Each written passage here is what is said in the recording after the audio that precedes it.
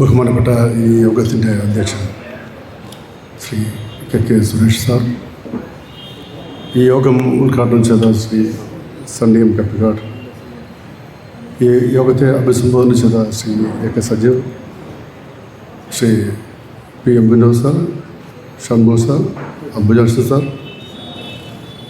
IR Sadanandan sir, Shri Alankode Surendran sir, മറ്റ് വിവിധ സംഘടനാ നേതാക്കന്മാർ, സംഘടനയുമായി ബന്ധപ്പെട്ട് ഇവിടെ എത്തിച്ചേർന്ന പ്രതിനിധികളായിട്ടുള്ള സഹോദരി സഹോദരന്മാർ, എല്ലാവർക്കും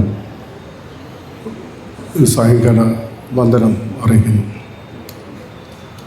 നമ്മളിന്നിവിടെ കൂടിയിരിക്കുന്നത് ശ്രീനിധിൻ്റെ അകാല ദേഹവിയോഗത്തിൽ പ്രതിഷേധവുമായി ബന്ധപ്പെട്ട് ഇതിന് നീതി ലഭിക്കുന്നതിന് വേണ്ടി കേരളത്തിലെ 52ഓളം പട്ടികജാതി പട്ടികവർഗ അംബേദ്കറൈറ്റ്സ് സംഘടനകളുടെ കൂട്ടായ്മ ആ പ്രതിഷേധ ഇനി തെളിയിക്കുന്നതിന് വേണ്ടിയാണ് ഇവിടെ കൂടിയിട്ടുള്ളത്. നിരന്തരം പട്ടികജാതി പട്ടിക വിദ്യാർത്ഥികളും കോളേജുകളിലും സ്കൂളുകളിലും ക്യാമ്പസുകളിലും നേരിടേണ്ടി വരുന്ന പീഡനങ്ങളും അവഗണനയും നാം നിരന്തരം കണ്ടുവരുന്നതാണ്. വിദ്യാർത്ഥികൾ മാത്രമല്ല, ഉദ്യോഗസ്ഥരും മറ്റ് തൊഴിലിടങ്ങളിലും ഒക്കെ പട്ടികജാതി പട്ടികവർഗത്തിൻ്റെ കഥനകഥകൾ പറയാൻ ധാരാളമുണ്ട്. നിറത്തിൻ്റെയും ഭാഷയുടെയും പേരിൽ, അല്ലെങ്കിൽ നിറത്തിൻ്റെയും വേഷത്തിൻ്റെയും പേരിലൊക്കെ വിവേചനം നേരിടുന്ന ഒരു കാലഘട്ടത്തിലാണ് നാം കടന്നു പോകുന്നത്. സ്വാതന്ത്ര്യലബ്ധിക്ക് ശേഷം 75 വർഷം പിന്നിട്ടിട്ട് ഡോക്ടർ ബാബാ സാഹേബ് അംബേദ്കർ സ്വപ്നം കണ്ട അദ്ദേഹത്തിൻ്റെ ജനതയ്ക്ക്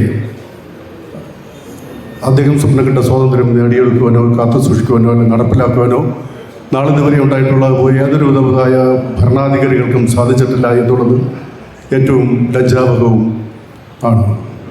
ഈ കാലഘട്ടത്തിലാണ് നമ്മുടെ പ്രിയ സഹോദരൻ ഡോക്ടറായി തീരേണ്ട, ഡോക്ടറായി ആ കുടുംബത്തിൻ്റെ തണലാകേണ്ട ആ വിദ്യാർത്ഥി നമ്മളെ വിട്ട് കടന്നുപോയത്. അത് ഓർക്കുമ്പോൾ ദുഃഖവും പ്രയാസവും ഉണ്ടാകുന്നു. ആ കുടുംബത്തോടൊപ്പം നമുക്കും നമ്മുടെ ഓരോ സഹോദരങ്ങൾക്കും ആ വിഷമം മനസ്സിൽ ഉണ്ടായിട്ടാണ് ഈ ഇത്തരം ഒരു പ്രതിഷേധത്തിൻ്റെ ജ്വാല തെളിയിക്കുവാൻ ഇവിടെ സാധിച്ചത്. ഇവിടെ നേതൃത്വം നൽകുന്നത് കേരളത്തിലെ പ്രധാനപ്പെട്ട പട്ടികജാതി പട്ടികവർഗ വിഭാഗങ്ങളുടെ നേതാക്കന്മാരാണ് ഇതിന് നേതൃത്വം നൽകുന്നത്.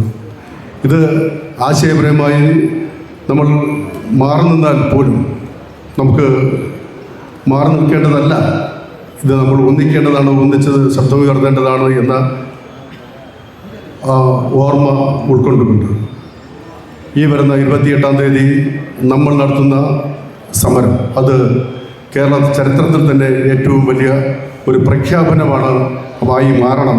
ഇനി ഒരു ദളിത് വിദ്യാർത്ഥിക്ക് ഇത്തരം സംഭവങ്ങൾ ഇനി ആവർത്തിക്കാൻ പാടില്ല എന്നത് ഒരു താക്കീതായി തീരണം എന്നത് ഉയർത്തി വെച്ചുകൊണ്ടാണ് ഈ ഹർത്താൽ നടത്താൻ പോകുന്നത്.